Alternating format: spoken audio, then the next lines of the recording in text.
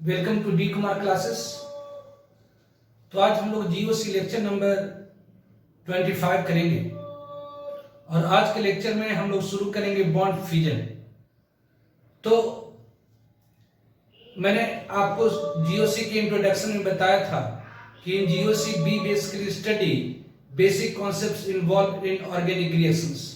तो जीओसी में मतलब जनरल ऑर्गेनिक केमिस्ट्री में हम लोग बेसिकली स्टडी करते हैं basic concept involve in organic reactions. तो ऑर्गेनिक रिएक्शंस में क्या होती है, तो breaking and making of covalent bond होती है। तो ऑर्गेनिक रिएक्शंस में breaking and making of covalent bond को समझने के लिए हम लोग कुछ चीजों को समझना होता है। पहला, electron displacement in covalent bond, covalent bond में इलेक्ट्रॉन की डिस्प्लेसमेंट। दूसरा, fusion of covalent bond, covalent bond की फ्यूजन। और तीसरा, नेचर ऑफ फ्यूजन। तो फर्स्ट वन दर्ज electron displacement in covalent bond. तो कोवैलेंट बॉन्ड में इलेक्ट्रॉन की डिस्प्लेसमेंट कैसे होती है इसे आप लोगों को मैंने बताया। First one is the inductive effect, second one is the electromeric effect, third one is the mesomeric effect and fourth one is the hyper conjugation. तो आज हम लोग डिस्कस करेंगे बॉन्ड फ्यूजन। यदि आपकी इलेक्ट्रॉनिक डिस्प्लेसमेंट कोवैलेंट बॉन्ड छोटी है तो आप उसे अच्छी तरह से समझ लीजिए।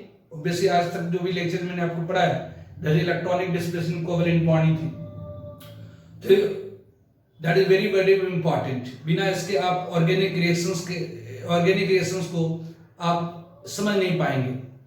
तो आज हम लोग शुरू करेंगे बॉन्ड फ्यूजन। तो व्हाट इज बॉन्ड? बॉन्ड मतलब यहां पर कोवैलेंट बॉन्ड है। तो यहां पर हम लोग आज शुरू करेंगे बॉन्ड फ्यूजन। बॉन्ड फ्यूजन, यहां पर बॉन्ड मीन्स कोवैलेंट बॉन्ड से और फ्यूजन मींस ब्रेकिंग। तो बॉन्ड मींस यहां पर कोवैलेंट बॉन्ड, बॉन्ड मींस यहां पर कोवैलेंट बॉन्ड और fusion means breaking. Fusion means breaking मतलब टूटना। तो बॉन्ड फ्यूजन क्या है? तो breaking of covalent bond, breaking of covalent bond, breaking of covalent bond is called, कहलाता है, इज कॉल्ड बॉन्ड फ्यूजन। तो what is bond fusion? Bond fusion क्या है? तो breaking of covalent bond, covalent bond की जो ब्रेकिंग होती है कहलाता है बॉन्ड फ्यूजन। तो breaking of covalent bond is called bond fusion. तो two types of bond fusion, दो प्रकार की बॉन्ड फ्यूजन होती है। First one is the homolytic fusion, या इसी को हम लोग होमोलाइसिस कहते हैं। तो first one is the homolytic fusion, first one is the homolytic fusion और इसी को हम लोग होमोलाइसिस भी कहते हैं। It is also called homolysis. तो होमोलाइटिक फ्यूजन और homolysis. Second one is the heterolytic fusion, second one is the heterolytic fusion और हेटेरोलाइसिस तो two types of bond fusion, दो प्रकार की बॉन्ड फ्यूजन होती है। एक होती है होमोलाइटिक फ्यूजन या होमोलाइसिस और दूसरी होती है हेटेरोलाइटिक फ्यूजन और हेटेरोलाइसिस। तो homolytic fusion means homolysis and heterolytic fusion means heterolysis. तो व्हाट इज बॉन्ड फ्यूजन? तो breaking of covalent bond is called bond fusion. Two types of bond fusion, एक होमोलाइटिक फ्यूजन, जैसे को हम लोग होमोलाइसिस कहते हैं, and second one the heterolytic fusion, जैसे को हम लोग हेटेरोलाइसिस कहते हैं। तो first one is the homolytic fusion. तो first one that is the homolytic fusion. तो what is the homolytic fusion और होमोलाइसिस? होमोलाइटिक फ्यूजन और होमोलाइसिस क्या है? तो breaking of covalent bond in which resulting specific retain electron. जैसे मान लेते हैं कि ए और बी के बीच में, ए और बी के बीच में बॉन्ड है, ए और बी के बीच में अगर बॉन्ड है, अगर इसने इलेक्ट्रॉन की शेयरिंग कर रखी है, तो बेसिक यदि यहां पर आप होमोलाइसिस कराएंगे तो होमोलाइसिस मींस क्या होती है? होमोलाइसिस मींस क्या होती है? तो ऐसी ब्रेकिंग ऑफ कोवैलेंट बॉन्ड जिसमें रिजल्टिंग स्पेसिस अपने इलेक्ट्रॉन रिटेन करे। मतलब इस तरह से इस दोनों एटम के बीच में इलेक्ट्रॉन किसे लिए, तो जब बॉन्ड टूटेगा होमोलाइसिस में तो ये अपना इलेक्ट्रॉन वापस ले लेगा और बी अपना इलेक्ट्रॉन वापस ले लेगा। मतलब ए के पास क्या होगी, तो एक और इलेक्ट्रॉन हो जाएगी, अनपेयर्ड इलेक्ट्रॉन हो जाएगी, और बी के पास एक और इलेक्ट्रॉन हो जाएगी, अनपेयर्ड इलेक्ट्रॉन हो जाएगी। तो अगर किसी स्पीशीज के पास और इलेक्ट्रॉन या अनपेयर्ड इलेक्ट्रॉन होता है तो उसे कहा जाता है फ्री रेडिकल्स। तो अगर किसी स्पीशीज के पास और इलेक्ट्रॉन अनपेयर्ड इलेक्ट्रॉन होता है तो उसे कहा जाता है फ्री रेडिकल। तो होमोलैटिक फ्यूजन और होमोलाइसिस, होमोलैटिक फ्यूजन और होमोलाइसिस क्या है, तो breaking of covalent bond in which resulting species retain electron, ऐसी ब्रेकिंग ऑफ कोवैलेंट बॉन्ड जिसमें रिजल्टिंग स्पीशीज अपना इलेक्ट्रॉन रिटेन कर लेता है, अपना इलेक्ट्रॉन वापस ले लेता है, उसे हम क्या कहते हैं, तो होमोलाइसिस और होमोलैटिक फ्यूजन कहते हैं। होमोलैटिक फ्यूजन क्या है, तो ये ब्रेकिंग है। होमोलैटिक फ्यूजन क्या है, तो breaking of covalent bond, breaking of covalent bond, covalent bond की ऐसी ब्रेकिंग जिसमें in which breaking of covalent bond in which breaking of covalent bond in which resulting species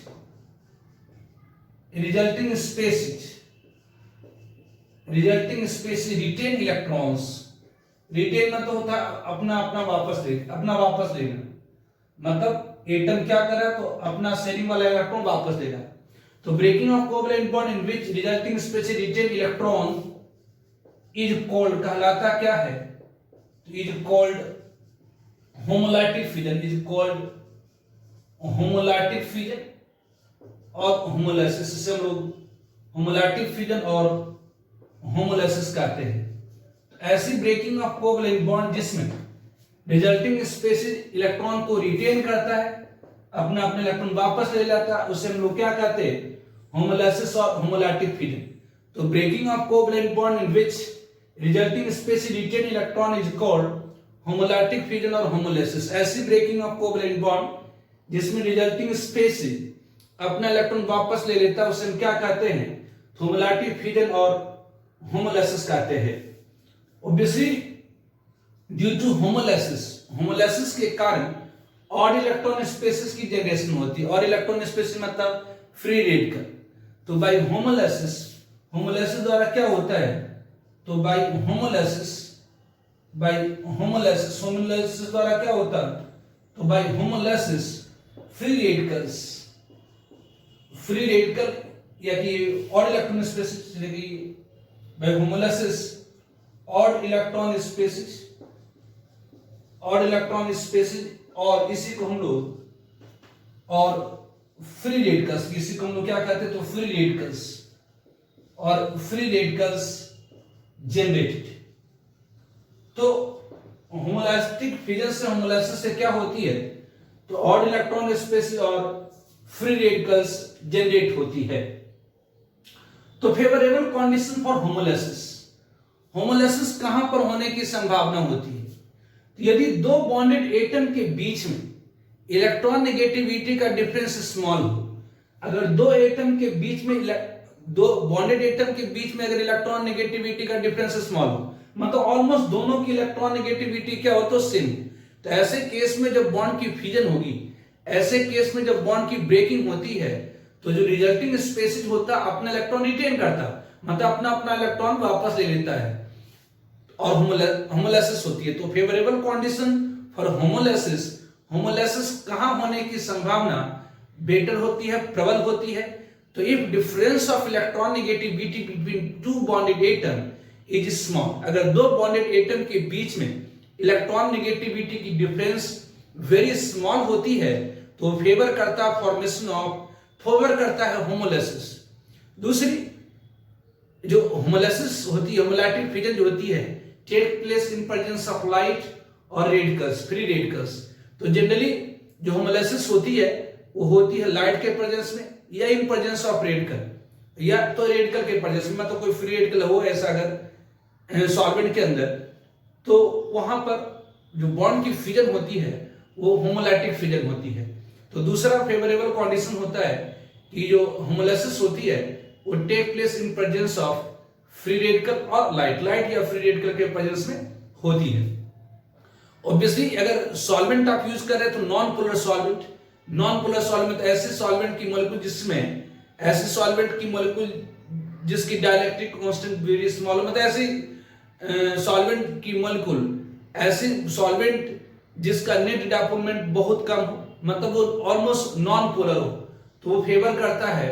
non polar means molecule के ऊपर net plus minus charge बहुत कम है, नहीं के बराबर हो, तो वो सॉल्वेंट फेवर करता है फॉर्मेशन ऑफ, फेवर करता है होमोलाइसिस और होमोलाइटिक फ्यूजन को। तो बॉन्ड फ्यूजन, बॉन्ड मतलब यहां पर कोवेलेंट बॉन्ड से, फ्यूजन मींस ब्रेकिंग। बॉन्ड मतलब यहां पर कोवेलेंट बॉन्ड से है और फ्यूजन मींस ब्रेकिंग। तो what is the bond fusion? तो breaking of covalent bond is called bond fusion. Two types of bond fusion, दो टाइप की बॉन्ड फ्यूजन होती है, होमोलाइटिक फ्यूजन और होमोलाइसिस, और दूसरी हेटेरोलाइटिक फ्यूजन और हेटेरोलाइसिस। होमोलाइटिक फ्यूजन और होमोलाइसिस क्या होती है? तो breaking of covalent bond in which resulting species retain electron is called homolytic fusion और होमोलाइसिस। ऐसी ब्रेकिंग ऑफ कोवेलेंट बॉन्ड जिसमें रिजल्टिंग स्पेसिस इलेक्ट्रॉन को रिटेन करता है, उसे हम लोग क्या करते हैं? होमोलाइटिक फ्यूजन और होमोलाइसिस कहते हैं। तो बाय होमोलाइसिस और इलेक्ट्रॉन स्पेसिस और free radical generated. By homolysis, homolysis द्वारा क्या होती है? तो फ्री रेडिकल और इलेक्ट्रॉन स्पेसिस जनरेट होती है। Favourable condition for homolysis, homolysis होने के लिए फेवरेबल कंडीशन क्या होगी? If difference of electron negativity between two bonded atom is small, favour homolysis. Second one, homolysis take place in presence of light और radical, light और radical के presence में homolysis होती है। तीसरा, सॉल्वेंट जो होनी चाहिए वो non polar, non polar solvent, basic कोई भी ऑर्गेनिक रिएक्शंस कराने के लिए आपको सॉल्वेंट तो यूज करनी पड़ेगी, तो जो करा non polar solvent favours what? Homolysis. ठीक है।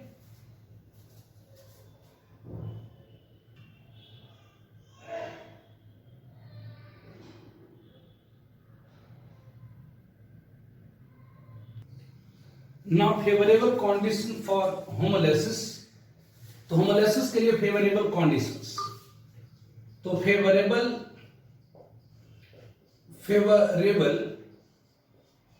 कंडीशंस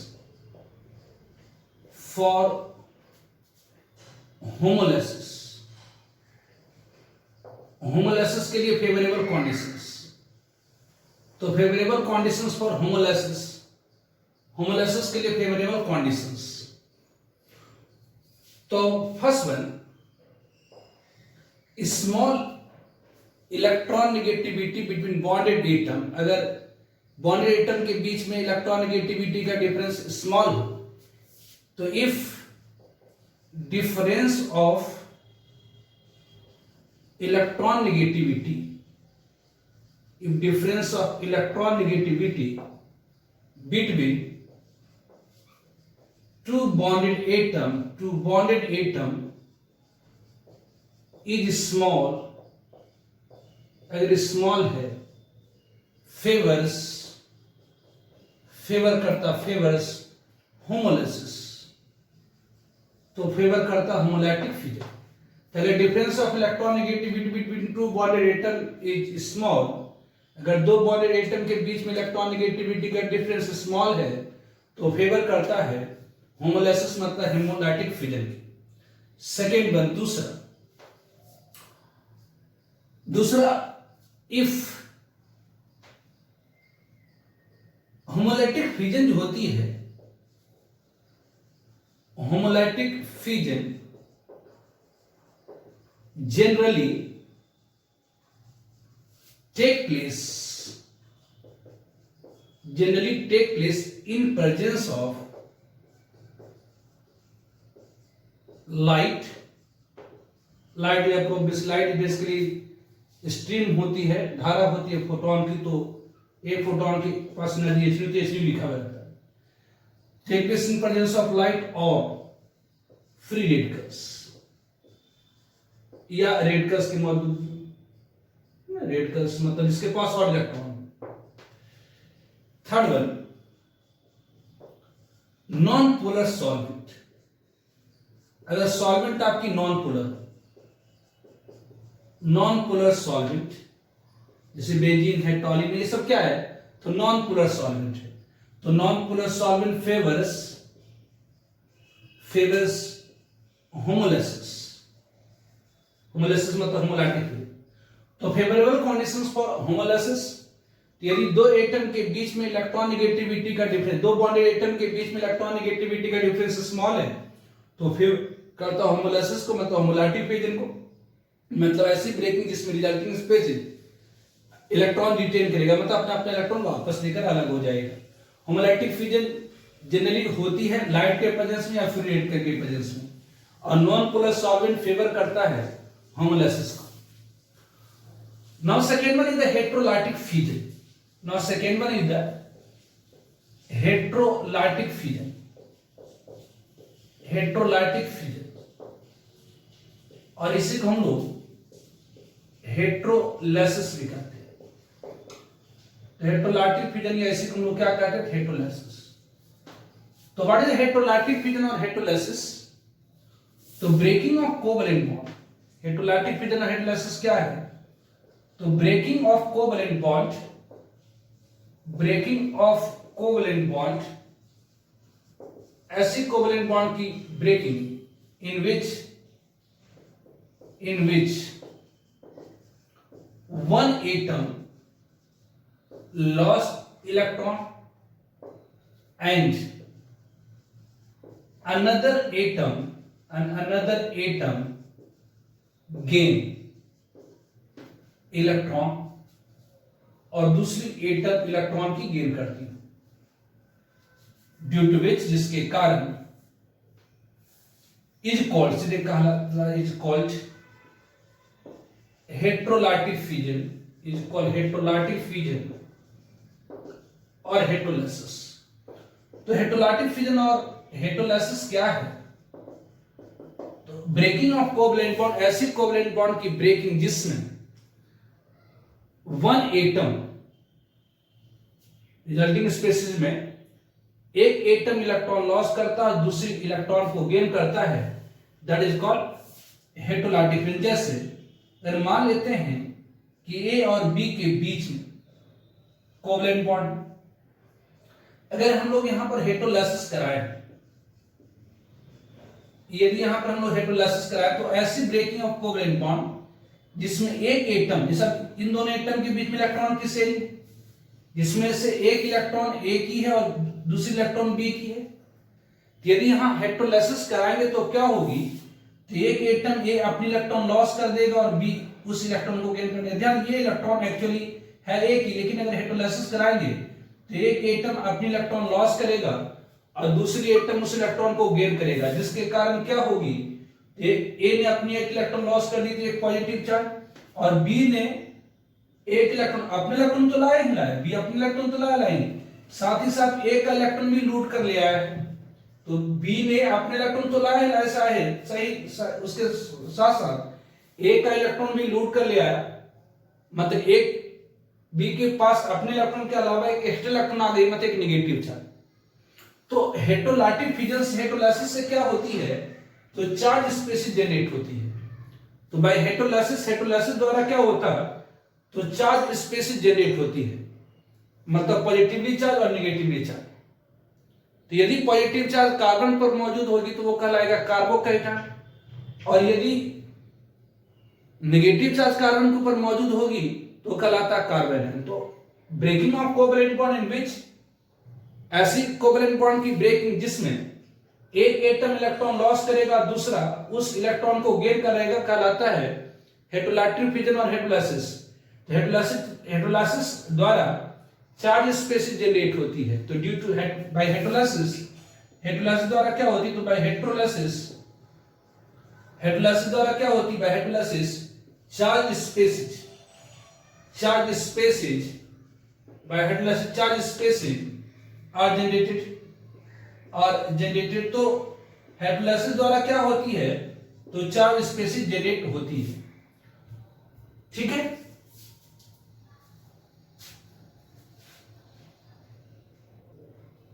तो by heterolysis charge species are generated if, यदि positive charge present on carbon called carbocation. अगर पॉजिटिव चार्ज कार्बन के ऊपर मौजूद होगी तो कहलाता carbocation, and if negative charge is present on carbon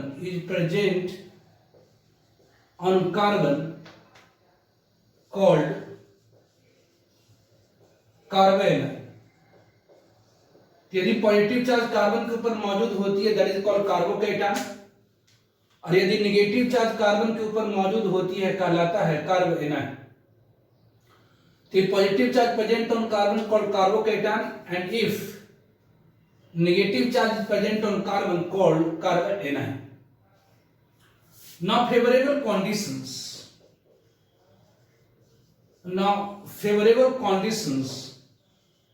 for heterolysis. हेटेरोलाइसिस के लिए फेवरेबल कंडीशंस क्या है? तो first one, difference of electron negativity. If difference of electron negativity between two bonded atom is large, तो फेवर करेगा हेटेरोलाइटिक fission. अगर दो bonded atom के बीच में इलेक्ट्रॉन नेगेटिविटी का जो डिफरेंस है लार्ज अगर हुआ तो फेवर करता है क्या? तो हेटेरोलाइसिस. तो इफ यदि difference of electron negativity, if difference of electron negativity between two bonded atom, between two bonded atom is large. If difference of electron negativity between two bonded atom is large, favors heterolysis. यदि दो bonded atom के बीच में electron negativity का difference large है, if difference of electron negativity between two bonded atom is large, favours heterolysis. अगर दो bonded atom के बीच में इलेक्ट्रॉन नेगेटिविटी का डिफरेंस लार्ज होता है तो फेवर करता है हेटेरोलाइसिस, मतलब हेटेरोलाइटिक फ्यूजन. सेकेंड पॉइंट, जो पोलर सॉल्वेंट होती है, अगर सॉल्वेंट पोलर है जैसे वाटर है, अल्कोहल है, मतलब ऐसी सॉल्वेंट की मॉलिक्यूल जिसकी नेट डायपोलमेंट हाई है, जिसकी डाइलेक्ट्रिक कांस्टेंट हाई है, तो कहलाता है पोलर सॉल्वेंट. तो इफ सॉल्वेंट आप पोलर यूज करेंगे तो वो फेवर करेगा हेटेरोलाइसिस की. तो बेसिक पोलर सॉल्वेंट जो होती है फेवर करता है क्या? तो फेवर्स हेटेरोलाइसिस. तो जो पोलर सॉल्वेंट होती है वो फेवर्स करता है हेटेरोलाइसिस. नेक्स्ट पॉइंट इज जो एनर्जी रिक्वायर्ड होती है, जैसे हेटेरोलाइटिक फ्यूजन रिक्वायर एनर्जी. तो energy required in heterolytic fusion, energy required in heterolytic fusion या इन हेटेरोलाइसिस इज हायर, ये हायर होती है, मच हायर होती है देन होमोलाइसिस. जो बॉन्ड की ब्रेकिंग करेंगे तो आपको हीट मतलब एनर्जी रिक्वायर्ड होगी.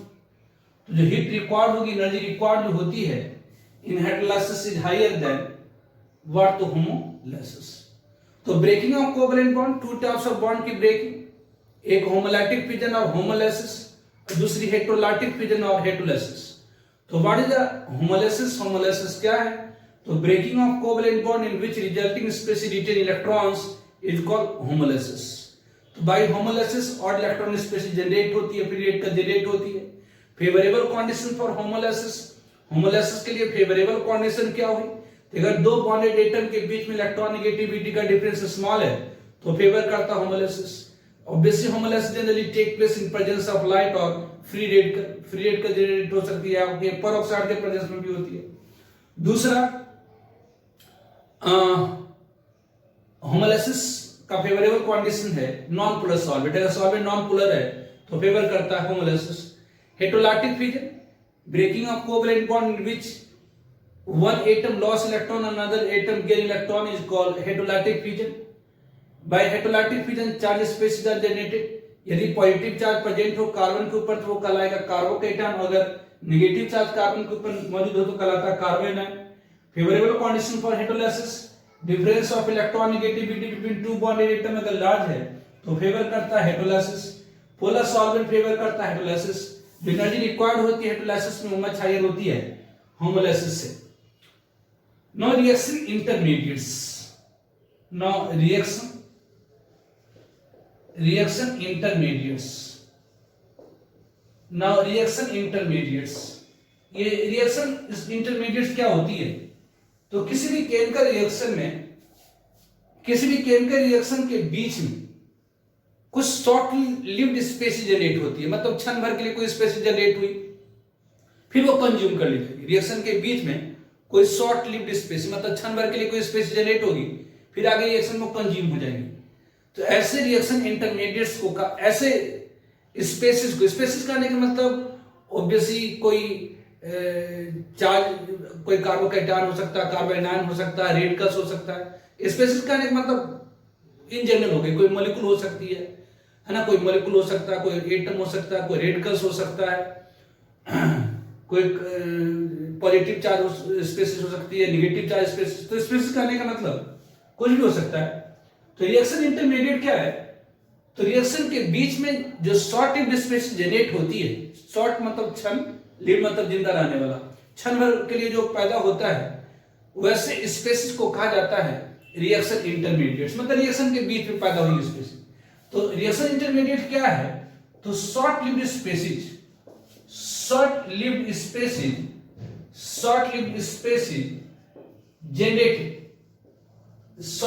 generated in a reaction, in a chemical reaction. Short-lived species generated during a reaction, in a reaction is called, कहलाता है, is called reaction intermediates, कहलाता है reaction intermediates। तो reaction intermediates क्या है? तो रिएक्शन के बीच में क्षण भर के लिए जो स्पेसीज जनरेट होती है वो कहलाता है रिएक्शन स्पेसीज। तो short lived species generated in a reaction, in a chemical reaction is called reaction intermediates. तो following types of reaction intermediates, तो following types of reaction intermediates निम्नलिखित प्रकार के रिएक्शन इंटरमीडिएट्स होते हैं। Following types of reaction intermediates, first one is carbocation. Carbocation क्या है? तो reaction intermediates. Second one is carbanion. Third one is carbon radical, carbon. Fourth one is carbene. Fifth one is नाइट्रीन and sixth one is benzene. तो बड़े reaction intermediates क्या है? तो किसी भी केमिकल रिएक्शन के दौरान जो क्षण भर के लिए स्पेसीज जनरेट होती है उसे हम रिएक्शन इंटरमीडिएट्स कहते हैं। तो short lived species generated in a reaction is called reaction intermediates. किसी भी केमिकल रिएक्शन में शॉर्ट लिव्ड स्पेसीज जो जनरेट होती है, क्षण भर के लिए जो स्पेसीज जनरेट होती है, कहलाता है reaction intermediates. Following types of reaction intermediates, निम्नलिखित प्रकार के रिएक्शन इंटरमीडिएट्स है। कार्बोकैटायन, कार्बोनाइन, कार्बोफिडेटकल, carbene, nitrene and benzyne. These are the reaction intermediates. तो वन बाय वन हम लोग सबको डिस्कस करेंगे। तभी थोड़ा शुरू करते हैं कार्बोकैटायन, ठीक है।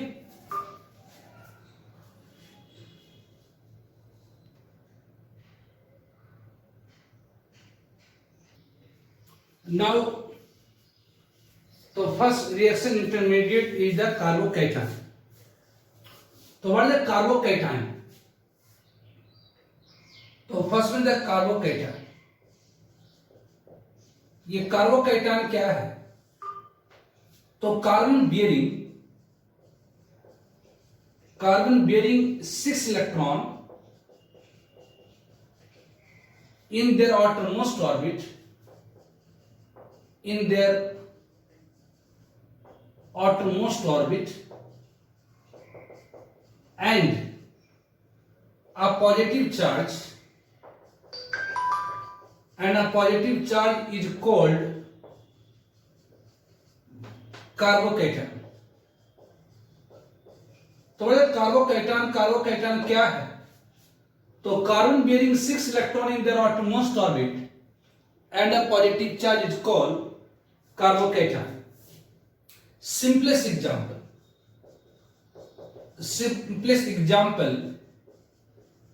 of a carbocation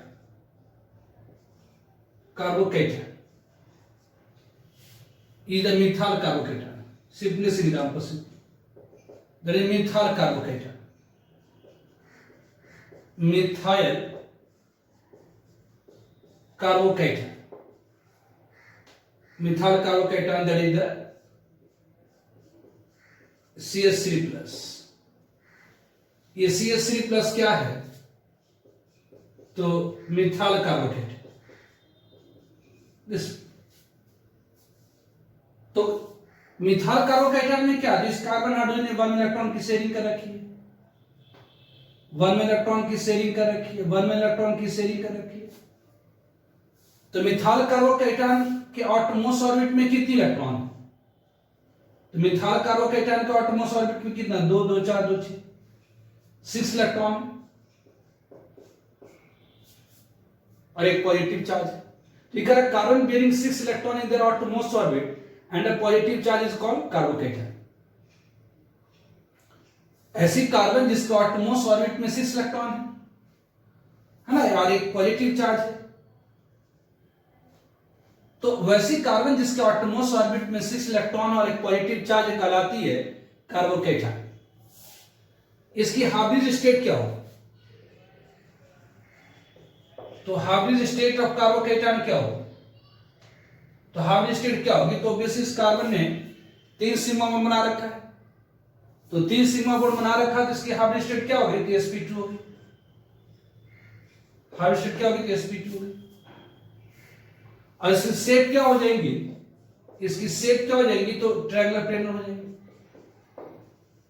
triangular planar हो गया। ध्यान दीजिए, कार्बोकेटायन के आउटरमोस्ट ऑर्बिट में 6 इलेक्ट्रॉन होती है, इसलिए ये इलेक्ट्रॉन डिफिशिएंट होता है, मतलब इसकी ऑक्टेट पूरी नहीं, जिसकी ऑक्टेट पूरी नहीं है तो इलेक्ट्रॉन डिफिशिएंट होती है। क्या होता है? इलेक्ट्रॉन डिफिशिएंट होता है। और जो चीजें इलेक्ट्रॉन डिफिशिएंट होती हैं, जिसकी ऑक्टेट पूरी नहीं हुई होती है, वो इलेक्ट्रोफाइल होता है। इलेक्ट्रोफाइल मतलब इलेक्ट्रॉन लविंग, मतलब ऐसे स्पेसिस जो इलेक्ट्रॉन लविंग, मतलब जो इलेक्ट्रॉन के ऊपर नेगेटिव चार्ज के ऊपर अटैक करता हो। तो जो इलेक्ट्रॉन डिफिशिएंट स्पेसिस होती है, जिसकी ऑक्टेट पूरी नहीं होती है, इलेक्ट्रोफाइल होती है। इलेक्ट्रोफाइल मतलब इलेक्ट्रॉन लविंग, इलेक्ट्रो मतलब इलेक्ट्रॉन, फाइल मतलब लविंग। इलेक्ट्रॉन लविंग मतलब ये नेगेटिव चार्ज के ऊपर इलेक्ट्रॉन के ऊपर अटैक करता है, इलेक्ट्रोफाइल होता है। तो जो भी इलेक्ट्रॉन डिफिशिएंट स्पेसिस होती हैं, मतलब जिसकी ऑक्टेट पूरी नहीं होती, जिसके पास इलेक्ट्रॉन की कमी होती है, वो क्या होती है? तो इलेक्ट्रोफाइल होती है। तो कार्बोकेटायन क्या है? तो carbon bearing 6 electron in their outermost orbit and a positive charge is called carbocation. ये डेफिनेशन होगी। अब बहुत सारे की कार्बोकेटायन, सिंपल एग्जांपल आपको मिथाइल कार्बोकेटायन, अब बहुत सारे ethyl carbocation, primary carbocation, secondary carbocation, tertiary carbocation, vinylic carbocation, allylic carbocation, benzylic carbocation, तो बहुत तरह की कार्बोकेटायन, ये it is called vinylic carbocation. तो बहुत प्रकार की कार्बोकेटायन होती हैं। इस विनाइलिक कार्बोकेटायन में भी क्या है? तो 6 इलेक्ट्रॉन इन आउटरमोस्ट ऑर्बिट और एक पॉजिटिव चार्ज। अब एलाइलिक कार्बोकेटायन के लिए CH2 डबल बॉन्ड CH, ये CH2 plus, it is called allylic carbocation. यहां भी 6 इलेक्ट्रॉन इन आउटरमोस्ट ऑर्बिट और एक पॉजिटिव चार्ज। लेकिन यहां पर हाइब्रिड स्टेट अलग होगी। इस कार्बोकेटायन की हाइब्रिड स्टेट sp होगी, इस कार्बन की हाइब्रिड स्टेट sp2। तो सारे कार्बोकेटायन की हाइब्रिड स्टेट sp2 नहीं होगी, सारे कार्बोकेटायन की हाइब्रिड स्टेट sp2 नहीं होती, अलग अलग कार्बोकेटायन की अलग अलग हाइब्रिड स्टेट होगी। तो डिफरेंट, तो हम लोग देखेंगे different types of carbocation and their relative stability. और तो हम लोग देखेंगे डिफरेंट टाइप्स, हम लोग देखेंगे different types of carbocation, different types of carbocation and their relative stability order. तो हम लोग देखें different types of carbocation and their relative stability order. तो different types of carbocation and their relative stability order और different types of carbocation और उसकी stability order को हम लोग देखेंगे. ठीक है.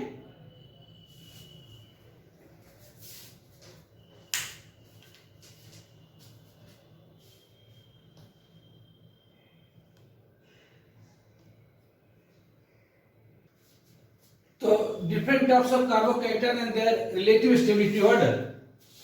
So first one is the alkyl carbocation. First one is the alkyl carbocation.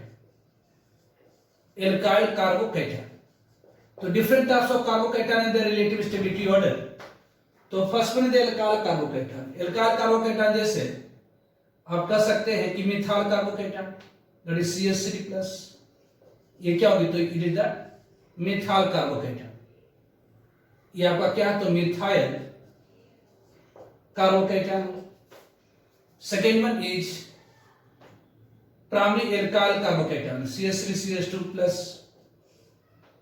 OBC ये क्या है? तो प्राइमरी कार्बोकेटायन है. ये कार्बन हो गई, ये CH3. वह कार्बन जो एक दूसरे कार्बन से बॉन्डेड होता है, एक ऐसी कार्बन जो एक दूसरे कार्बन से बॉन्डेड होता है उसे हम प्राइमरी कार्बन कहते हैं. और उसके ऊपर अगर पॉजिटिव चार्ज है तो प्राइमरी कार्बोकेटायन मतलब 1 डिग्री कार्बोकेटायन होगा. उस तरह से सेकेंडरी कार्बोकेटायन CH3C, ये CH3 एक ऐसी कार्बन जो 2 अदर कार्बन से बॉन्डेड होती है, एक ऐसी कार्बन जो 2 अदर कार्बन से बॉन्डेड होती है, that is called secondary carbon. उसके ऊपर अगर पॉजिटिव चार्ज है तो ये सेकेंडरी कार्बोकेटायन 2 डिग्री कार्बोकेटायन.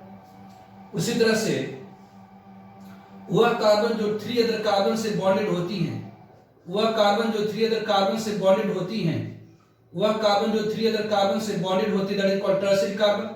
उसके ऊपर positive charge, that is the tertiary carbocation. तो वह कार्बन जो एक दूसरे कार्बन से बॉन्डेड होती है, that is called primary carbocation. Primary carbon अगर उसके ऊपर पॉजिटिव चार्ज है तो प्राइमरी कार्बोकेटायन. वह कार्बन जो 2 अदर कार्बन से बॉन्डेड होता है, that is called secondary carbon. और उसके ऊपर अगर पॉजिटिव चार्ज है तो सेकेंडरी कार्बोकेटायन. और वह कार्बन जो 3 अदर कार्बन से बॉन्डेड होता है, दैट इज टर्शियरी कार्बन. और उसके ऊपर मौजूद पॉजिटिव चार्ज है तो टर्शियरी कार्बोकेटायन. तो यहाँ पर अगर स्टेबिलिटी अगर देखा जाए, अगर इन सब कार्बोकेटायन की स्टेबिलिटी ऑर्डर देखें, अगर इसकी स्टेबिलिटी ऑर्डर अगर आप देखें तो आप कह सकते हैं कि टर्शियरी कार्बोकेटायन की स्टेबिलिटी ज्यादा होती है. क्यों? क्योंकि 3-3 CH3 ग्रुप इलेक्ट्रॉन पुशिंग है. 3-3 CH3 ग्रुप इलेक्ट्रॉन को पुश करेगा और ये पॉजिटिव चार्ज, इलेक्ट्रॉन मतलब नेगेटिव चार्ज को इसकी CH3 भी इलेक्ट्रॉन को इस कार्बन की तरफ पुश करेगा, ये CH3 भी इलेक्ट्रॉन को मतलब नेगेटिव चार्ज को इस कार्बन की तरफ पुश करेगा, ये CH3 भी इलेक्ट्रॉन को मतलब नेगेटिव चार्ज को इस कार्बन की तरफ पुश करेगा. तो तीनों CH3 अगर इलेक्ट्रॉन को मतलब नेगेटिव चार्ज को इस कार्बन की तरफ पुश करेगा तो पॉजिटिव चार्ज की मात्रा घटेगी. तो बेसिक यहाँ पॉजिटिव चार्ज की मात्रा घटेगी, यहाँ भी पॉजिटिव चार्ज की मात्रा घटेगी, क्योंकि 2 CH3 ग्रुप इलेक्ट्रॉन को पुश करके पॉजिटिव चार्ज की मात्रा घटाएगा. ये CH3 भी क्या करेगा? तो इलेक्ट्रॉन को पुश करके पॉजिटिव चार्ज की मात्रा को घटाएगा. तो अगर पॉजिटिव चार्ज अगर घट रहा तो स्टेबिलिटी बढ़ रहा है, अगर कहीं भी चार्ज घटता तो स्टेबिलिटी बढ़ता है. तो बेसिक यहाँ पर ज्यादा चार्ज की मात्रा, यानी 3-3 CH3 ग्रुप इलेक्ट्रॉन को पुश करेगा कार्बन की तरफ, 3-3 CH3 ग्रुप इलेक्ट्रॉन को पुश करेगा कार्बन की तरफ, जिसके कारण यहां पर पॉजिटिव चार्ज की मात्रा ज्यादा घटेगी, इससे ज्यादा घटेगी इससे. मतलब सबसे कम पॉजिटिव चार्ज इस कार्बोकेटायन के ऊपर होगी, उसके बाद इस कार्बोकेटायन, उसके बाद इस कार्बोकेटायन, फिर इस कार्बोकेटायन. तो बेसिक जिस कार्बन के ऊपर सबसे कम पॉजिटिव चार्ज की स्टेबिलिटी ज्यादा, तो टर्शियरी कार्बोकेटायन की ज्यादा होगी, सेकेंडरी कार्बोकेटायन से ज्यादा होगी, प्राइमरी कार्बोकेटायन से ज्यादा होगी मिथाइल कार्बोकेटायन से. या हाइपर कन्जुगेशन से भी दे सकते हैं. ये कार्बन बेसिक ये कार्बन क्या है? sp2 hybrid carbon. और sp2 हाइब्रिड कार्बन से जो डायरेक्टली अटैच कार्बन होती है, that is the alpha carbon. इसके ऊपर 3 CH बॉन्ड, यहाँ 3 CH बॉन्ड, यहाँ पिछले लेक्चर में बताया मैंने हाइपर कन्जुगेशन. यहाँ 6 अल्फा CH है, यहाँ 6 है, सॉरी यहाँ पर 9 अल्फा CH है, यहाँ पर 6 अल्फा CH, यहाँ 3 अल्फा CH है, यहाँ कोई अल्फा CH नहीं। तो वह कार्बोकैटायन जिसमें जितनी ज्यादा नंबर ऑफ अल्फा CH होती है उतनी ज्यादा हाइपर कन्जुगेशन होगी, जितनी ज्यादा हाइपर कन्जुगेशन होगी पोटेशियम एनर्जी स्पेसिफिक उतनी ज्यादा घटती स्टेबिलिटी बढ़ती है। तो बेसिक हाइपर कन्जुगेशन या इंडक्टिव रेट से आप कह सकते हैं जो स्टेबिलिटी ऑर्डर है वो टर्शियरी कार्बोकैटायन की ज्यादा है, सेकेंडरी कार्बोकैटायन से ज्यादा है, प्राइमरी कार्बोकैटायन से ज्यादा है, मिथाइल कार्बोकैटायन से। This now second one is the vinylic carbocation. Vinylic carbocation, vinylic carbocation, second one is the vinylic carbocation. तो दिस वन ये आपका CH2 डबल बॉन्ड, ये CH2 ये CH plus, it is called vinylic carbocation. ये क्या है? तो vinylic carbocation, ये विनाइलिक कार्बोकैटायन होता है, दिस विनाइलिक कार्बोकैटायन। तो ध्यान दीजिए विनाइलिक कार्बोकैटायन में कार्बन की हाइब्रिड स्टेट क्या है? तो ये कार्बन है 1 sigma, number hybrid orbital of an atom is equal to number of sigma form by atom. तो इसने कितना सिग्मा बना रखा? तो 2 सिग्मा, कोई लोन पे रहेगी तो इसकी हाइब्रिड स्टेट क्या होगी? sp मतलब सेट लीनियर होगी। तो विनाइलिक कार्बोकैटायन की हाइब्रिड स्टेट sp है, जबकि इन सब कार्बोकैटायन की हाइब्रिड स्टेट sp2 थी। तो ये विनाइलिक कार्बोकैटायन हो गई। ध्यान रखें जो स्टेबिलिटी होगी, नोट, जो स्टेबिलिटी होती है किसकी? तो मिथाइल कार्बोकैटायन, जो स्टेबिलिटी होती है methyl carbocation is higher than, जो स्टेबिलिटी होती है of methyl carbocation, of methyl carbocation, methyl carbocation that is CH3 plus is higher than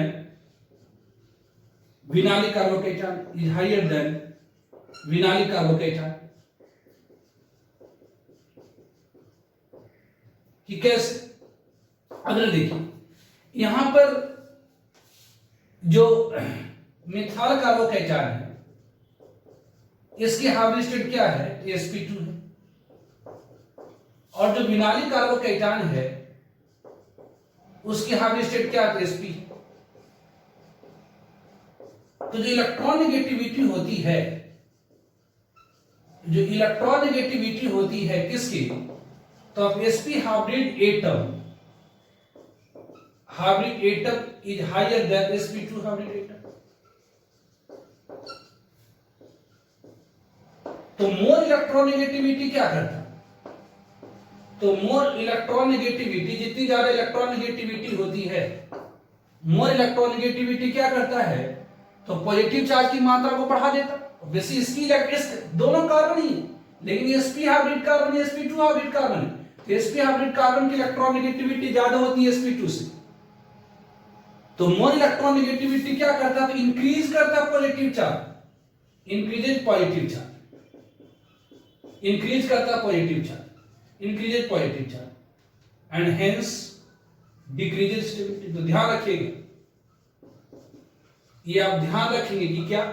तो more electron negativity positive charge की मात्रा को क्या करता है? बढ़ा देगा। तो चार्ज अगर बढ़ा तो स्टेबिलिटी घट जाएगी। अगर ये नेगेटिव चार्ज रहता तो मोर इलेक्ट्रॉन नेगेटिविटी जो होता वो नेगेटिव चार्ज की मात्रा घटा देता। क्यों?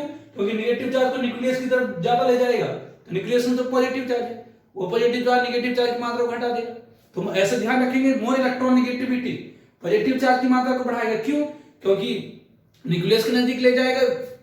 अगर मोर इलेक्ट्रॉन नेगेटिविटी मतलब more closer to nucleus, nucleus मतलब पॉजिटिव चार्ज मतलब उतनी ज्यादा पॉजिटिव चार्ज इंड्यूस होगी वहां पर। तो मोर इलेक्ट्रॉन नेगेटिविटी इंक्रीज करता है पॉजिटिव चार्ज, जिसके कारण स्टेबिलिटी क्या होगी? तो घट जाएगी। यही कारण है कि विनाइलिक कार्बोकैटायन की स्टेबिलिटी कम होती है। किससे? तो मिथाइल कार्बोकैटायन से। तो different types of carbocation and their relative stability order. First one is alkyl carbocation, इसमें आप देख रहे हैं टर्शियरी कार्बोकैटायन की स्टेबिलिटी ज्यादा, सेकेंडरी कार्बोकैटायन ज्यादा, प्राइमरी कार्बोकैटायन ज्यादा, मिथाइल कार्बोकैटायन, मिथाइल कार्बोकैटायन की स्टेबिलिटी ज्यादा है। किससे? तो विनाइलिक कार्बोकैटायन से। क्यों? क्योंकि विनाइलिक कार्बोकैटायन में कार्बन की हाइब्रिड स्टेट sp है, और जबकि मिथाइल कार्बोकैटायन में कार्बन की हाइब्रिड स्टेट sp2 है। तो मोर sp हाइब्रिड कार्बन की इलेक्ट्रॉन नेगेटिविटी ज्यादा होती है sp2 हाइब्रिड एटम से। तो more electron negativity positive charge की मात्रा को बढ़ाता है, स्टेबिलिटी घटा देता। ठीक है। Now third one is the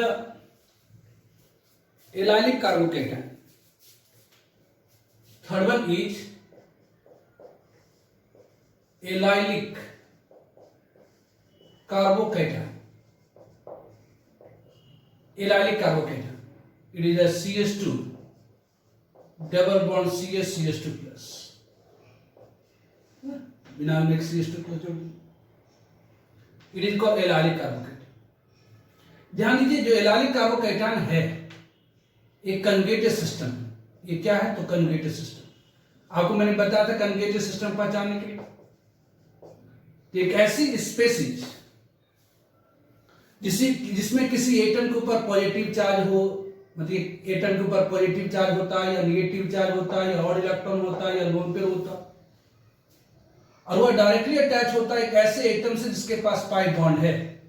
एक ऐसी एटम जिसके पास पॉजिटिव चार्ज हो या नेगेटिव चार्ज हो या ऑड इलेक्ट्रॉन हो या लोन पेयर हो चाहे पाई बॉन्ड, और वह डायरेक्टली अटैच हो थ्रू सिंगल कोवेलेंट बॉन्ड एक ऐसे एटम से जिसके पास पाई बॉन्ड हो, तो वो सिस्टम कहलाता है कंजुगेटेड सिस्टम. और कंजुगेटेड सिस्टम में क्या होती है? तो मेसोमेरिक इफेक्ट होती है, रेजोनेंस इफेक्ट होता है, मेसोमेरिक इफेक्ट और रेजोनेंस इफेक्ट. तो जहां पे भी मेसोमेरिक इफेक्ट आती है वो सबसे स्ट्रॉन्गर हो जाता है. जहां भी सिस्टम में मेसोमेरिक इफेक्ट होगी, जिस स्पेसिस में मेसोमेरिक इफेक्ट होगी उसकी पोटेंशियल एनर्जी बहुत ज्यादा घटेगी. तो जितनी ज्यादा पोटेंशियल एनर्जी घटेगी उतनी ज्यादा स्टेबिलिटी होगी. यही कारण है कि ध्यान रखेंगे नोट, जो एक स्टेबिलिटी होती है, जो स्टेबिलिटी होती है किसकी? तो जो stability of allylic carbocation, allylic carbocation is higher than या is greater than alkyl carbocation. Alkyl carbocation से ज्यादा स्टेबिलिटी होती है किसकी? तो एलाइलिक कार्बोकैटायन की. एलाइलिक कार्बोकैटायन में क्या होती है? कंजुगेटेड सिस्टम, इसे मेसोमेरिक इफेक्ट होती है. Now fourth one is the benzylic carbocation. Benzylic carbocation, fourth one is the benzylic carbocation. Benzylic carbocation मतलब क्या हुआ? तो C6H5 CH2 प्लस. मतलब इसे आप रिसर्च कर सकते हैं, ये C6H5 CH2 प्लस. तो ये भी क्या है? Conjugated system. कि कैसे? तो एक एटम जिसके पास यहां पर एक एटम जिसके पास अगर पॉजिटिव चार्ज हो या नेगेटिव चार्ज हो या ऑड इलेक्ट्रॉन हो या लोन पेयर हो या पाई बॉन्ड और डायरेक्टली अटैच हो, और वह डायरेक्टली अटैच हो थ्रू सिंगल कोवेलेंट बॉन्ड एक ऐसे एटम जिसके पास पाई बॉन्ड. एक ऐसी स्पेसिस में किसी एटम के पास पॉजिटिव चार्ज हो या नेगेटिव चार्ज हो या ऑड इलेक्ट्रॉन हो या लोन पेयर हो या पाई बॉन्ड हो, डायरेक्टली अटैच हो थ्रू सिंगल कोवेलेंट बॉन्ड एक ऐसे एटम से जिसके पास पाई बॉन्ड होती है. क्या होती है? तो कंजुगेटेड सिस्टम होती है. तो ये क्या है? तो ये कंजुगेटेड सिस्टम है. ये क्या है? तो ये कंजुगेटेड सिस्टम है. It is a conjugated system. ये कंजुगेटेड सिस्टम है. तो कंजुगेटेड सिस्टम में क्या होती है? तो मेसोमेरिक इफेक्ट होती है. अब जब देखिए यहां पर कंजुगेट पोजीशन कितनी है. तो कंजुगेट पोजीशन काउंट करने के लिए आपको मैंने बताया कि कंजुगेट पोजीशन कैसे काउंट करते हैं. तो कंजुगेट पोजीशन काउंट करने के लिए क्या करते हैं? तो कंजुगेट पोजीशन एक ऐसी एटम जिसके पास या तो पॉजिटिव चार्ज या नेगेटिव चार्ज या ऑड इलेक्ट्रॉन या लोन पेयर है. अगर किसी एटम के पास अगर पॉजिटिव चार्ज है, किसी एटम के पास अगर पॉजिटिव चार्ज है, किसी भी एटम के पास अगर पॉजिटिव चार्ज या नेगेटिव चार्ज या ऑड इलेक्ट्रॉन या लोन पेयर है, वहां से कंजुगेट पोजीशन की काउंटिंग करेंगे. यहां पर अगर पॉजिटिव चार्ज है वहां से काउंटिंग शुरू करेंगे. तो कंजुगेट मतलब अल्टरनेट, मतलब यहां पर पॉजिटिव चार्ज है, एक तो ये कंजुगेट पोजीशन हुई, फिर बीच वाला में छोड़ करके ये कंजुगेट पोजीशन हुई, फिर एक वाला एक बीच में छोड़ के ये कंजुगेट पोजीशन हुई, फिर इसे छोड़ के ये कंजुगेट पोजीशन हुई. मतलब बेंजीन रिंग में क्या है? तो 3 कंजुगेट पोजीशन है. कौन सा? ऑर्थो एंड पारा.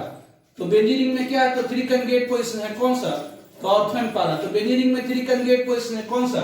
तो ऑर्थो एंड पारा. और ये फर्स्ट एटम. यहां कंजुगेट पोजीशन की संख्या कितनी हो गई? तो 4 हो गई. यहां कंजुगेट पोजीशन की संख्या कितनी होगी? तो 4 हो गई. इसमें जितनी ज्यादा कंजुगेट पोजीशन उतनी ज्यादा मेसोमेरिक इफेक्ट, मतलब उतनी ज्यादा स्टेबिलिटी होगी. तो ध्यान दीजिए, तो जो स्टेबिलिटी होती है, तो ध्यान रखिए नोट यहां पर कंजुगेट पोजीशन कितनी है, इसके अंदर कंजुगेट पोजीशन कितनी है. तो यहां पर कंजुगेट पोजीशन कितनी हो गई? यहां कंजुगेट पोजीशन 4 है. कंजुगेट पोजीशन 4 है. तो जितनी ज्यादा, जबकि इसमें कंजुगेट पोजीशन कितनी है? इसमें कंजुगेट पोजीशन कितनी? तो 2 है. इसमें कंजुगेट पोजीशन इक्वल टू 2 है, बेसिक एक पॉजिटिव ये बोला पोजीशन एक छोड़ कर दीजिए दिस वन। तो नोट, तो species having more number of conjugate position have more stability. जिसमें जितनी ज्यादा कंजुगेट पोजीशन होगी वो पॉजिटिव चार्ज उतनी ज्यादा पोजीशन पर डिलोकलाइज होगी, वो पॉजिटिव चार्ज उतनी ज्यादा पोजीशन पर इक्वली बढ़ जाएंगे, तो स्टेबिलिटी ज्यादा होगी। जो स्टेबिलिटी होती है, तो नोट ध्यान रखिए, जो स्टेबिलिटी होती है किसकी, तो जो स्टेबिलिटी होती है ऑफ बेंजालिक कार्बोकैटायन, जो स्टेबिलिटी होती है बेंजालिक कार्बोकैटायन की इज हायर, वो ज्यादा होती है, is higher than what allylic carbocation, is higher than allylic carbocation. क्यों?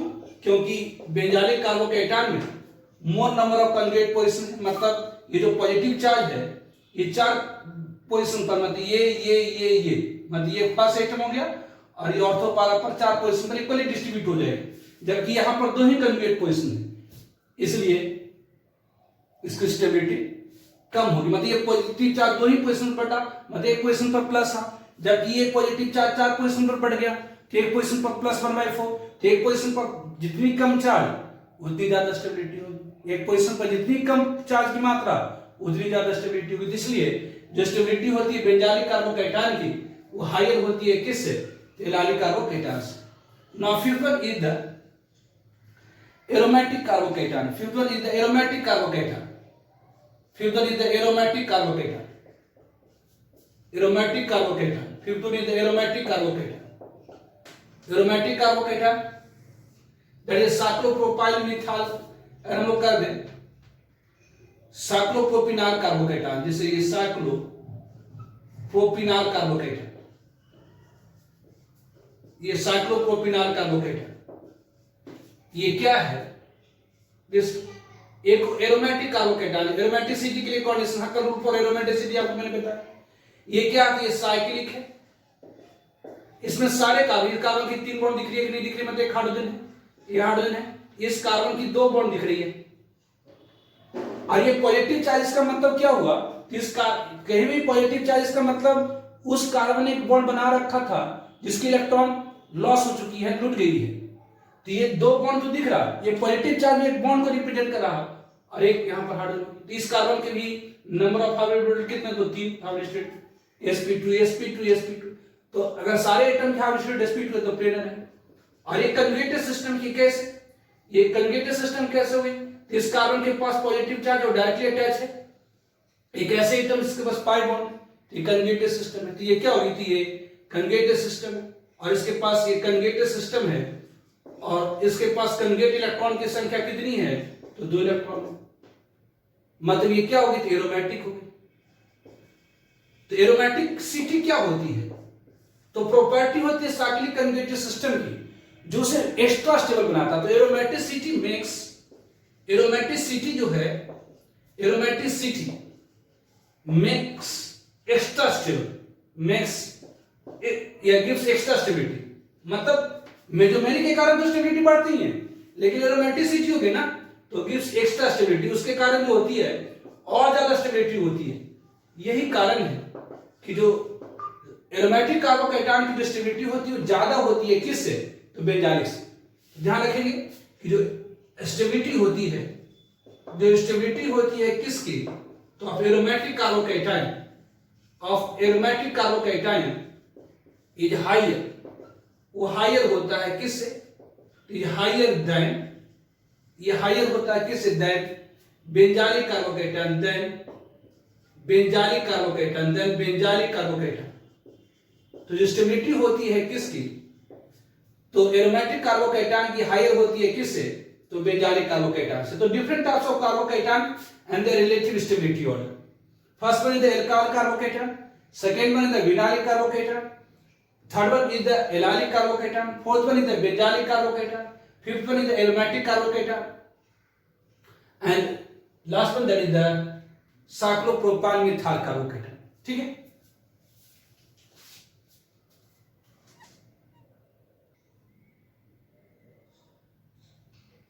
now sixth one that is the cyclopropyl methyl carbocation, sixth one that is the cyclopropyl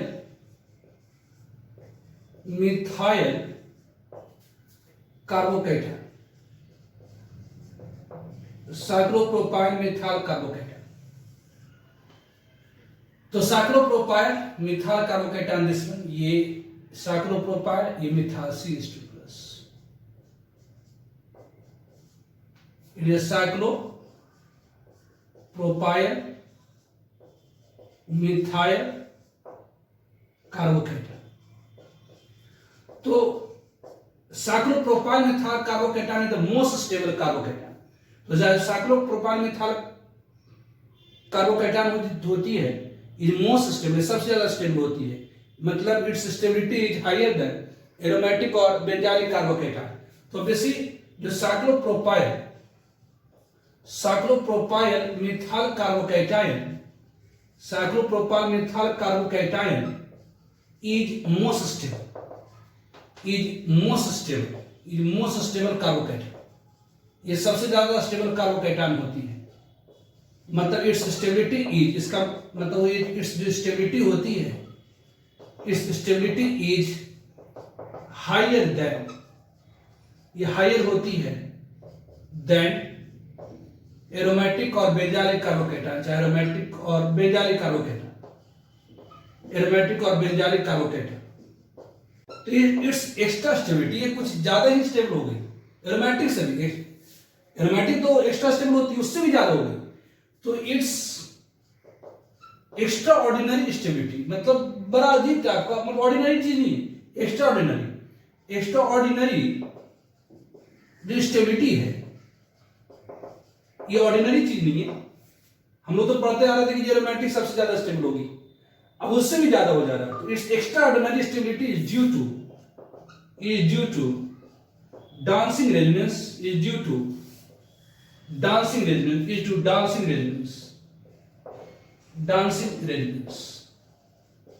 करें। इसके लिए एक्स्ट्रा ऑर्डिनरी जो स्टेबिलिटी है वो होती है डांसिंग रेजोनेंस के कारण, मतलब एक डांस टाइप का रेजोनेंस, जैसे होता है ना, ये आदमी है, ये जिसके दोनों हाथ है, ये इसकी मुंडी है ना, ये दोनों इसके हाथ है। अब ये क्या करेगा, तो ये क्या करता है, तो कभी ये इलेक्ट्रॉन पेयर इधर आएगा, तो ये हो जाएगी, ये बन जाएगा ये double bond,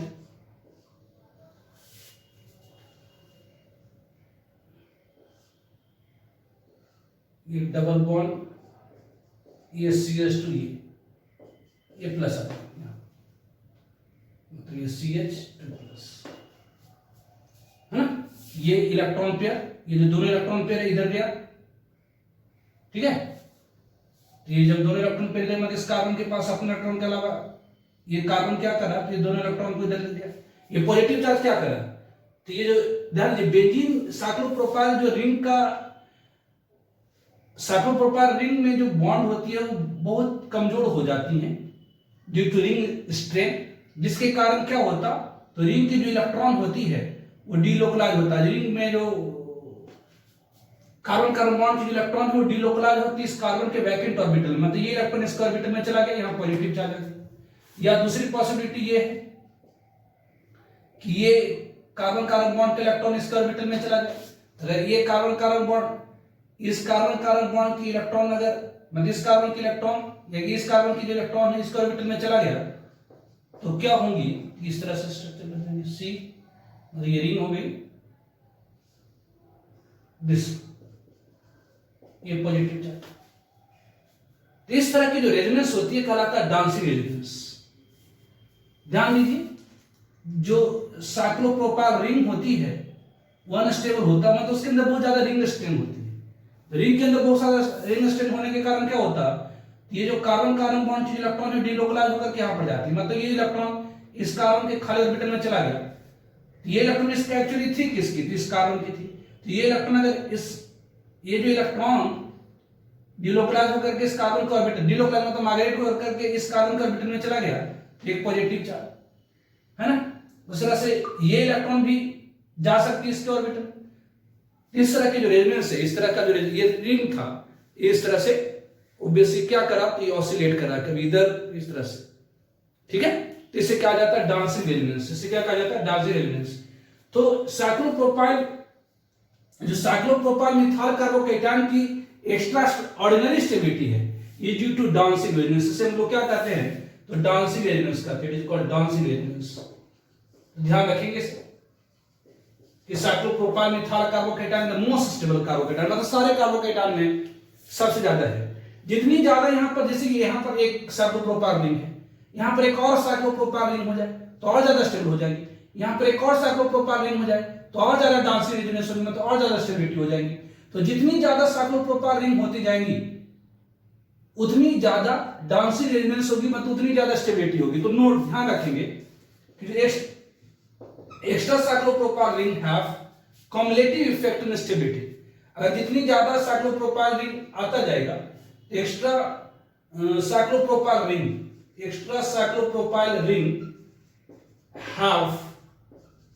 have cumulative effect, मतलब additive effect, जैसे have additive effect on stability, तो जितनी ज्यादा साइक्लोप्रोपाइल रिंग इससे बॉन्ड होती जाएगी उतनी ज्यादा डांसिंग रेजोनेंस होगी, उतनी ज्यादा स्टेबिलिटी होगी। तो साइक्लोप्रोपाइल मिथाइल कार्बोकेटायन की जो स्टेबिलिटी होती है वो सबसे ज्यादा होती है। तो cyclopropyl methyl carbocation is the most stable carbocation, its stability higher than aromatic और बेंजालिक कार्बोकेटायन। इसकी जो स्टेबिलिटी होती है एरोमेटिक और बेंजालिक से ज्यादा होती है। इस एक्स्ट्रा ऑर्डिनरी स्टेबिलिटी, ये एक्स्ट्रा नहीं, एरोमेटिक कार्बोकेटायन एक्स्ट्रा स्टेबिलिटी पाता था, लेकिन ये एक्स्ट्रा ऑर्डिनरी स्टेबिलिटी है due to extraordinary resonance, that is called dancing resonance. तो it's extraordinary stability due to dancing resonance.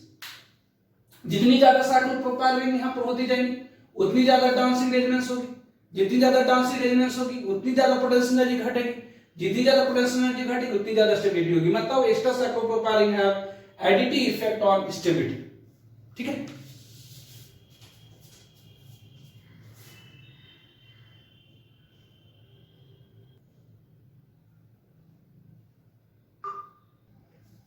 तो extra cyclopropyl ring have additive effect on stability of cyclopropyl methyl carbocation, that is जो stability होगी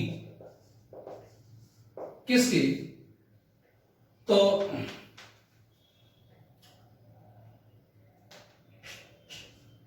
ट्राइसाइक्लोप्रोपाइल methyl carbocation की। अगर ट्राइसाइक्लोप्रोपाइल methyl carbocation की stability ज्यादा होगी किससे, तो डाइसाइक्लोप्रोपाइल मिथाइल कार्बोकेटायन से ज्यादा होगी किससे, तो साइक्लोप्रोपाइल मिथाइल कार्बोकेटायन से। तो जो स्टेबिलिटी होती है ट्राइसाइक्लोप्रोपाइल मिथाइल कार्बोकेटायन की ज्यादा होती है, डाइसाइक्लोप्रोपाइल मिथाइल कार्बोकेटायन से ज्यादा होती है साइक्लोप्रोपाइल मिथाइल कार्बोकेटायन से।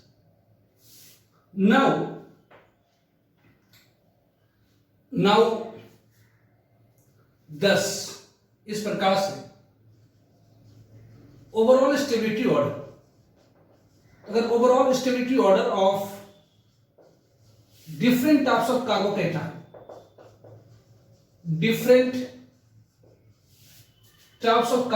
अगर overall stability order of different types of carbocation आपसे पूछा जाए, तो overall stability order of different types of carbocation अगर आपसे पूछा जाए तो क्या होगी, तो साइक्लोप्रोपाइल मिथाइल कार्बोकेटायन की, साइक्लोप्रोपाइल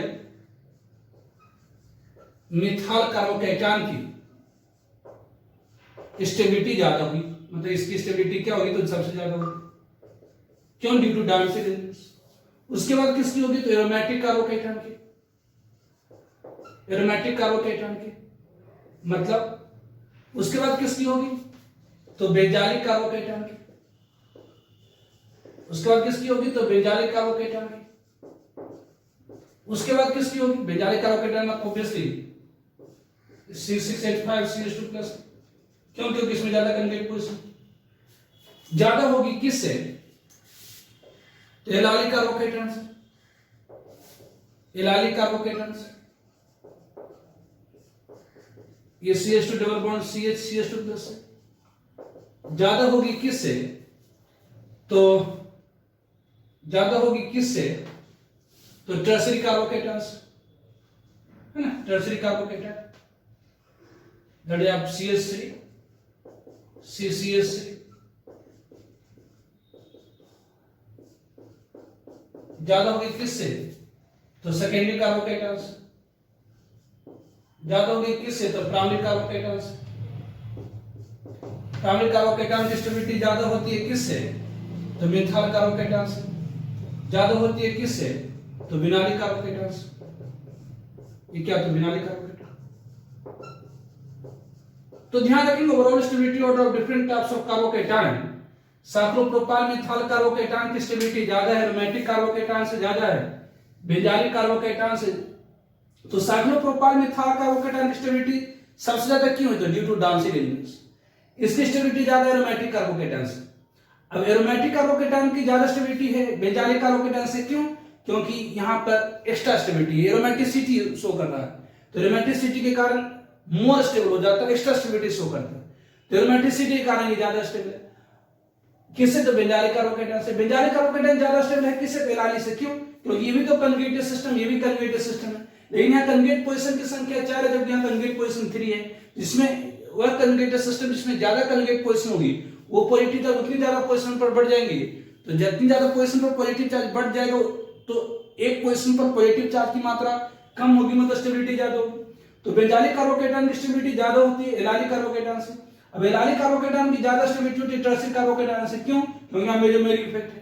टर्शरी कार्बोकेटॉन की ज्यादा होती है सेकेंडरी कार्बोकेटॉन से ज्यादा, प्राइमरी कार्बोकेटॉन से ज्यादा, मिथाइल कार्बोकेटॉन से ज्यादा, विनाइलिक कार्बोकेटॉन से। तो it is the overall stability order of different types of carbocation। इससे बहुत सारे क्वेश्चंस बनेंगे, ठीक है। तो आज का लेक्चर हम लोग यहीं पर रखने देते हैं, नेक्स्ट लेक्चर में से और आगे बढ़ाएंगे जनरेशन ऑफ कार्बोकेटॉन और उस पर कुछ एग्जांपल्स भी हम लोग देखेंगे, ठीक है। तो आज के लेक्चर में ये प्रश्न आप करते हैं, ओके बाय।